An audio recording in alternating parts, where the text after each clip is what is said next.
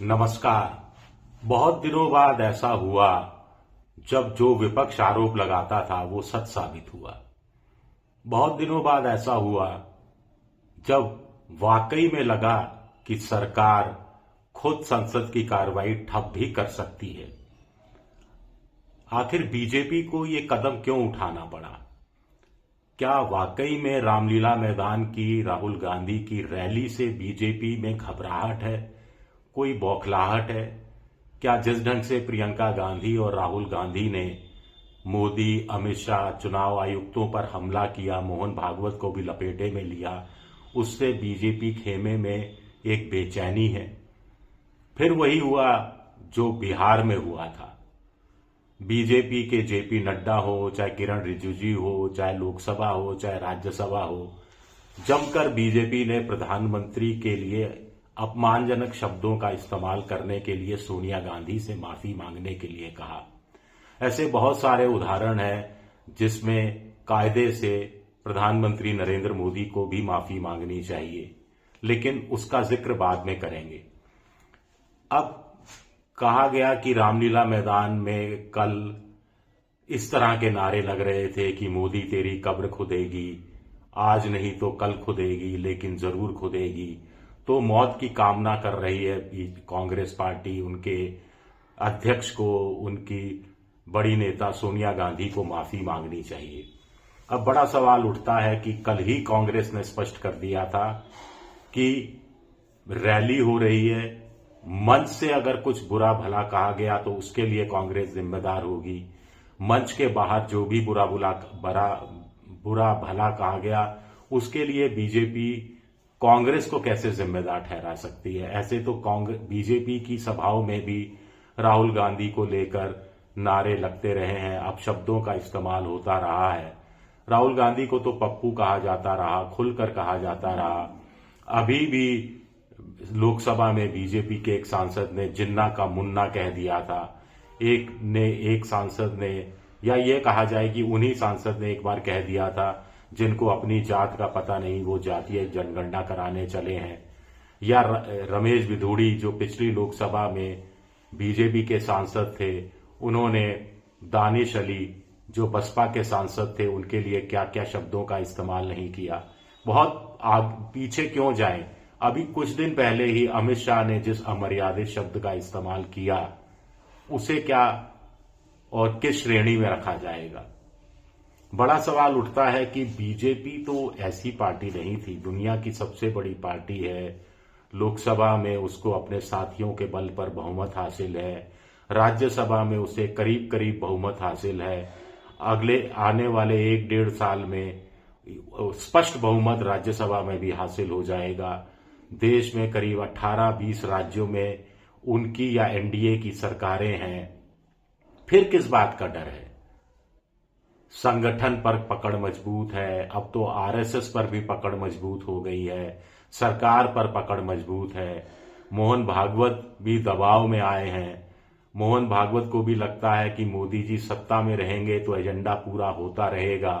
इसीलिए जो बीजेपी ने नए राष्ट्रीय कार्यकारी अध्यक्ष की घोषणा की, उसमें कुछ लोग कह रहे हैं मोहन भागवत की सुनी तक गई नहीं गई, उनसे पूछा तक नहीं गया और घोषणा एक तरफा अंदाज में कर दी गई। खैर जो भी रहा हो, पूछ के भी किया हो तो चली तो मोदी जी की, चली तो अमित शाह जी की।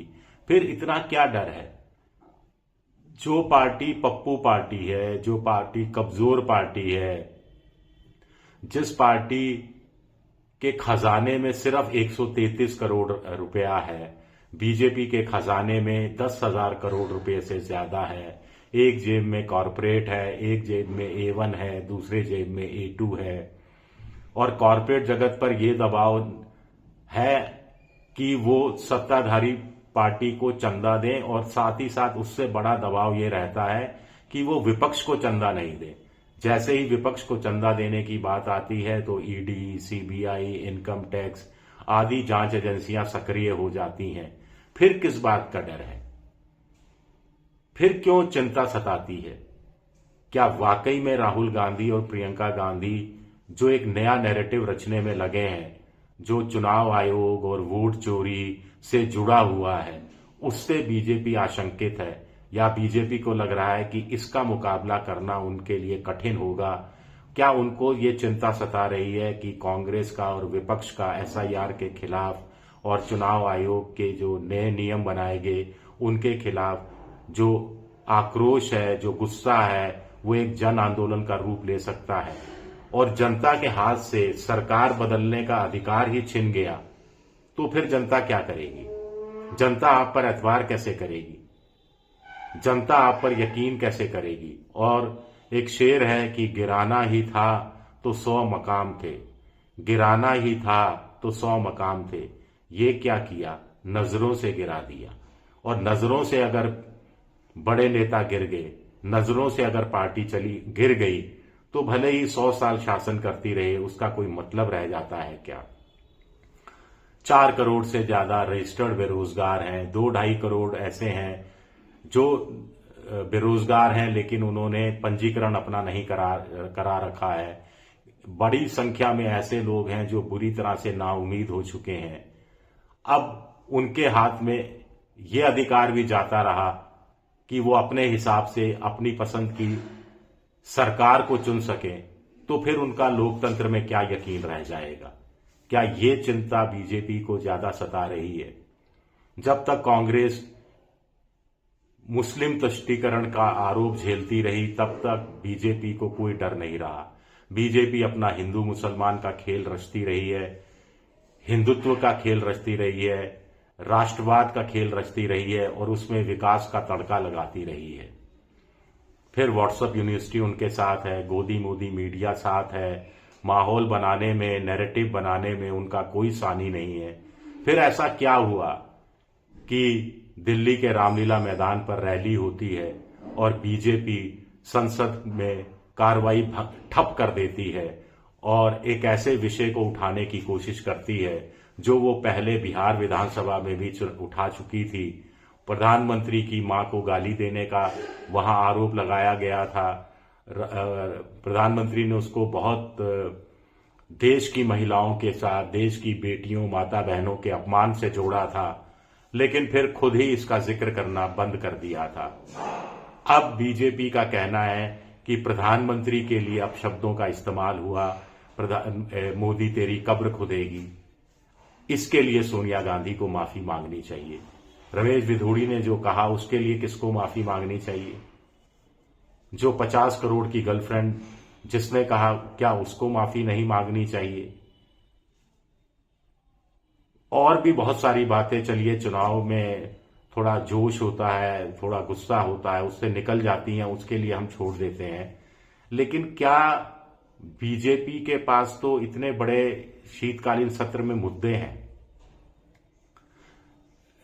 इंश्योरेंस वाला बिल पास कराना है, मनरेगा का नाम बदला है उसका बिल पास कराना है, यूनिवर्सिटी को जो ग्रांट दी जाती है यूजीसी का एक नया विकल्प, उस बिल को पास कराना है, परमाणु रिएक्टर में निजी क्षेत्र के प्रवेश को पास कराना है। ऐसे में तो बीजेपी को तो ये कोशिश करनी चाहिए थी कि ज्यादा से ज्यादा बिल वो संसद में रखे, उस पर बहस कराए, सेलेक्ट कमेटी में भेजना है वहां भेजे। क्या बीजेपी का दाव उल्टा पड़ा है? 2 बहस हुई। पहली वंदे मातरम पर बहस हुई जिसमें प्रियंका गांधी का भाषण चर्चा में रहा। दूसरी चुनाव सुधार, उसमें राहुल गांधी बनाम अमित शाह, पूरी देश ने वो दृश्य देखे। घबराहट क्यों है? क्या मतलब हिमालय पर जो चढ़ जाता है, एवरेस्ट पर जो चढ़ जाता है, वो सबसे ऊपर होता है, सबसे ऊपर होता है, लेकिन नियति क्या होती है? बाद में तो नीचे उतरना ही पड़ता है। तो फिसलन का डर है क्या? शुक्रिया मेरा वीडियो देखने के लिए। पसंद आए तो लाइक कीजिए, सब्सक्राइब कीजिए, शेयर कीजिए। आप मेंबरशिप ड्राइव में भी जा सकते हैं। शुक्रिया, बहुत बहुत शुक्रिया।